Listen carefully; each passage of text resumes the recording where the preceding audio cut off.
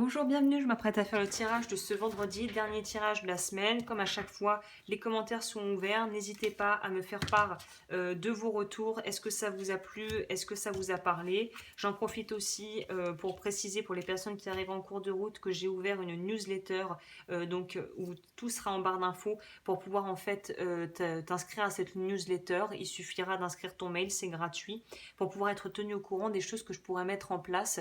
Vu que je n'ai pas de réseaux sociaux, c'est un moyen pour moi de rester en contact avec toi sans pour autant être trop intrusive. Et voilà, je ne spammerai pas ta boîte mail. C'est juste pour pouvoir annoncer les choses importantes et pouvoir partager avec les personnes. Voilà, en gros, c'est de la communauté dans la communauté pour les personnes qui veulent rester en lien et qui veulent peut-être profiter de d'autres choses comme des tirages en plus que je désirais aux personnes qui sont inscrites à la newsletter. Donc voilà, à toi de voir si ça t'intéresse ou pas. J'en parle comme ça en passant. Et nous attaquons dès à présent le tirage de ce vendredi. Alors, le tarot nous parle de... c'est qu'elles sont toutes à l'envers. J'ai dû faire des bêtises là. Parce que là, je ne les ai pas tirées à l'envers. Donc, on nous parle de quoi?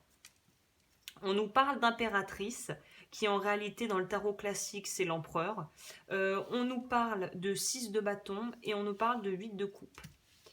Alors c'est une journée pour moi où on va devoir en fait faire preuve, encore une fois, ça rejoint un petit peu les énergies d'hier à vrai dire.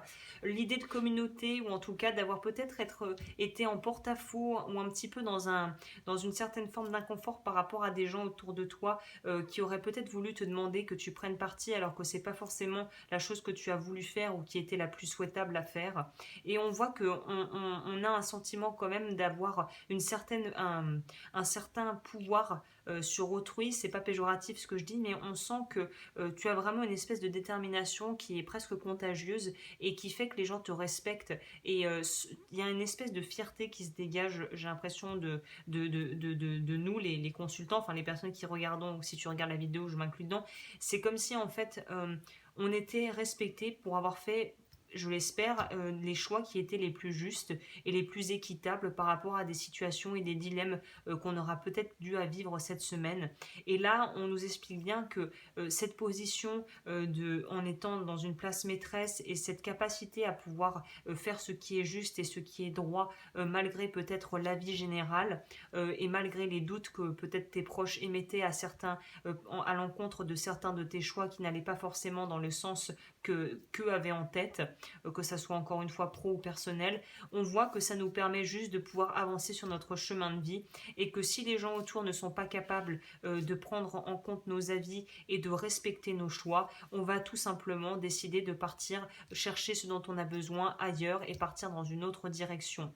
Pour moi, il y a une idée aussi de peut-être être un petit peu lasse, de devoir être de devoir un peu être un guerrier ou une guerrière et de devoir taper du poing pour se faire entendre et de peut-être vouloir quitter un environnement qui n'est pas propice au dialogue et à la compréhension et au respect de soi et des autres. Donc ça aussi, ça peut être une option. Donc il y en a pour qui on avance sur notre chemin, on a juste gagné quelques petits badges en plus en humilité et en responsabilité, ou au contraire, on va se dire bon ok, l'entourage ne comprend pas, les gens ne comprennent pas, je suis assez sûr de moi pour pouvoir prendre mon petit cheval et partir à la conquête de nouveaux territoires et d'un inconnu que je ne connais pas encore, mais qui me donne déjà plus envie que ce que je vis actuellement.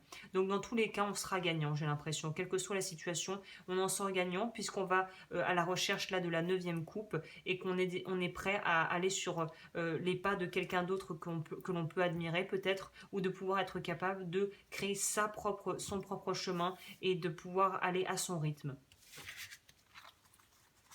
Qu'est-ce qu'on a comme carte? Le risque. Voilà, là j'aurais plutôt tendance à dire que l'énergie générale qui se dégage de ça, c'est d'être capable de faire cavalier seul, puisque tu as tout à fait les armes et que tu as toutes les capacités pour pouvoir le faire si derrière on ne te suit pas dans ton idée.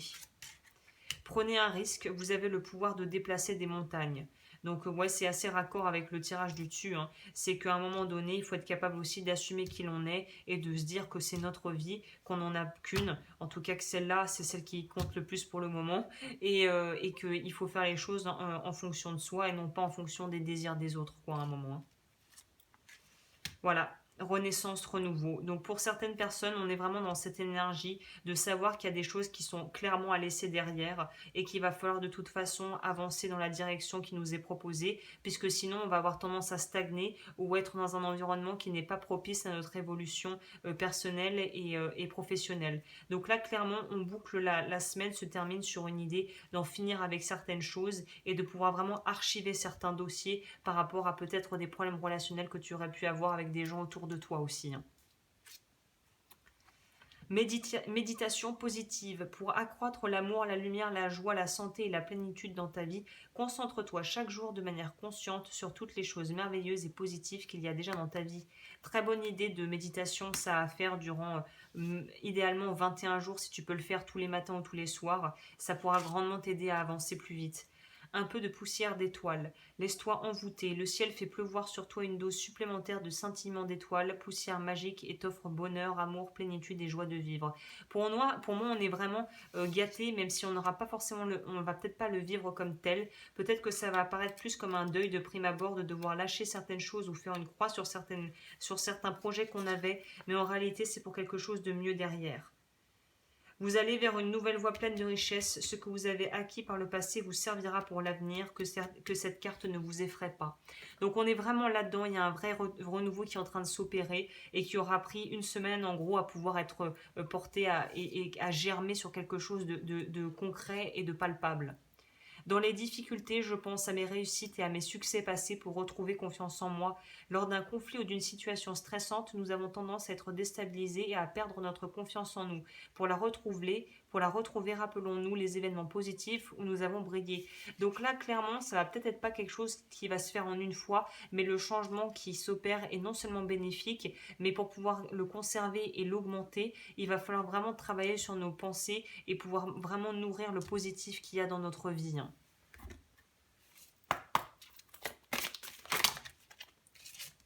Croire, on nous parle vraiment de ça, le meilleur est encore à venir. Écoute, magnifique carte de fin, même si tu as l'impression que la semaine se termine sur un 3 petits points, en tout cas ce vendredi, sache que le meilleur est à venir et qu'il faut continuer à croire en ce qui te fait vibrer et ce qui te pousse à avancer, ce qui te donne envie de te lever chaque matin, quoi. Donc voilà, bah écoute, voilà pour cette semaine. Je te souhaite un magnifique week-end. Pour les personnes qui auraient loupé la vidéo que j'ai mise en ligne dimanche sur la bulle de protection, si je n'oublie pas, je mettrai le lien dans la description. De toute façon, la playlist complète intitulée Outils de vie est disponible dans la barre d'infos. Et je pense que le dimanche sera un jour où je ferai les vidéos qui seront plus d'ordre en rapport avec des outils de vie et les choses, des podcasts ou des choses de cet ordre-là. En tout cas, je te laisse là-dessus. Je te souhaite une merveilleuse fin de semaine et je te retrouve bientôt pour de nouveaux tirages.